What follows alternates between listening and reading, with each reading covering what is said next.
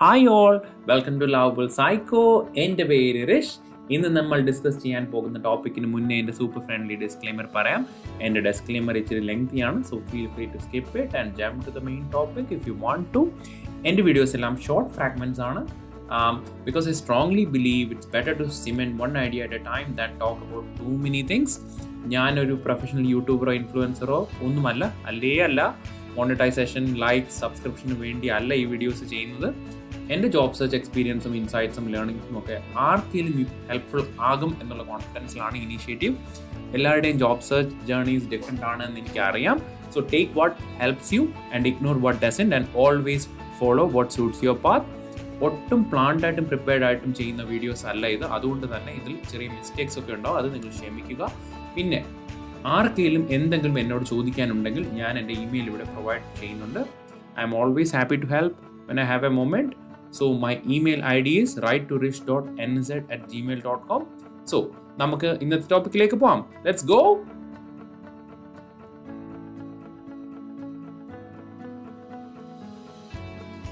ഇന്ന് നമ്മൾ ഡിസ്കസ് ചെയ്യാൻ പോകുന്ന ടോപ്പിക്കാണ് CV ലെങ്ത്. നമ്മുടെ CVക്ക് എത്ര ലെങ്ത് വേണം എന്നുള്ളത്. ഇത് ഭയങ്കര കൺഫ്യൂസിങ് ആയിട്ടുള്ള ടോപ്പിക്കാണ്. അത് കാരണം പല അഡ്വൈസസ് നമുക്ക് കിട്ടും. നമ്മൾ ചിലപ്പം ആദ്യം നമ്മൾ ഫിനിഷ് ഓഫ് ചെയ്ത് CV നമ്മൾ ആരെങ്കിലും കാണിക്കുന്നു, അയ്യോ ഇത് പറ്റത്തില്ല, CVയുടെ ലെങ്ത് കൂടിപ്പോയി, CV 1 പേജർ ആയിരിക്കണം, CV ന്യൂസിലാൻഡ് സ്റ്റൈലിലല്ല. ഇങ്ങനെ നമുക്ക് ഒരുപാട് അഡ്വൈസസ് കിട്ടും. അപ്പം വാട്ട് ഇഫ് നമുക്ക് ഒരുപാട് കണ്ടന്റ് ഉണ്ടെങ്കിലോ? അപ്പം നമ്മൾ ആകെ കൺഫ്യൂസ്ഡ് ആവും. അപ്പം നമ്മൾ എന്ത് ചെയ്യും? നമ്മുടെ CV അവർ പറയുന്നത് പോലെയൊക്കെ ചിലപ്പോൾ നമ്മൾ മോഡിഫൈ ചെയ്തേക്കാം.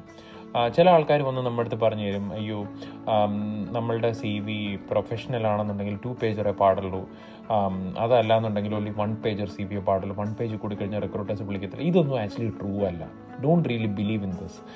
ശരിക്കും പറഞ്ഞു കഴിഞ്ഞാൽ നമുക്ക് കണ്ടന്റ് ഉണ്ടെങ്കിൽ അത് ഡിസ്പ്ലേ ചെയ്യണം എന്നുള്ളതാണ് എൻ്റെ ടേക്ക്. എന്തുകൊണ്ടെന്ന് പറഞ്ഞു കഴിഞ്ഞാൽ, for example, suppose you have work for 5 to 6 years അല്ലെങ്കിൽ 8-10 വർഷത്തെ എക്സ്പീരിയൻസ് ഉണ്ട്, അതിൽ നമുക്ക് ഒരുപാട് അച്ചീവ്മെൻറ്റ്സ് ഉണ്ട്. അത് നമ്മൾ എങ്ങനെ 1 പേജറിൽ നിർത്തും? നമുക്ക് പറ്റത്തില്ല. അപ്പം നമുക്ക് ഡിസ്പ്ലേ ചെയ്യാനുള്ള കാര്യങ്ങൾ നമുക്ക് ഡിസ്പ്ലേ ചെയ്യാൻ പറ്റേണ്ടതാണ് നമ്മുടെ CVയിൽ. So don't be really too worried about the length of your CV.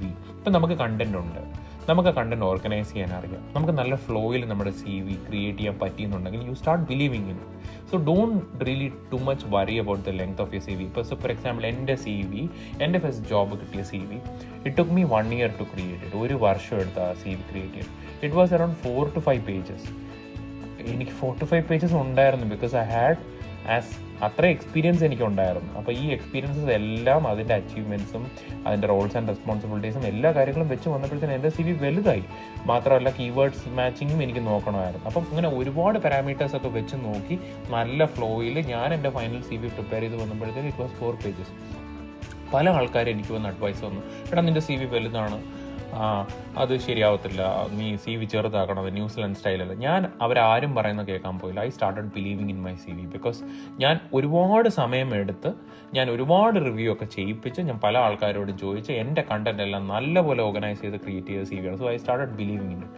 So പിന്നെ ഞാൻ ഈ ഓഡിയോ പറഞ്ഞുകൊണ്ടിരിക്കുമ്പോഴത്തേന് ഇലുസ്ട്രേറ്റീവായിട്ട് കാണിക്കുന്ന ഇമേജിൽ 1 പേജാണ് ബെസ്റ്റ്, പ്രൊഫഷണലാണ് 2 പേജ് ആയിരിക്കണം. അതൊക്കെ നിങ്ങൾ ഇഗ്നോർ ചെയ്യും. നിങ്ങൾ എൻ്റെ ഓഡിയോ ഫോളോ ചെയ്യും.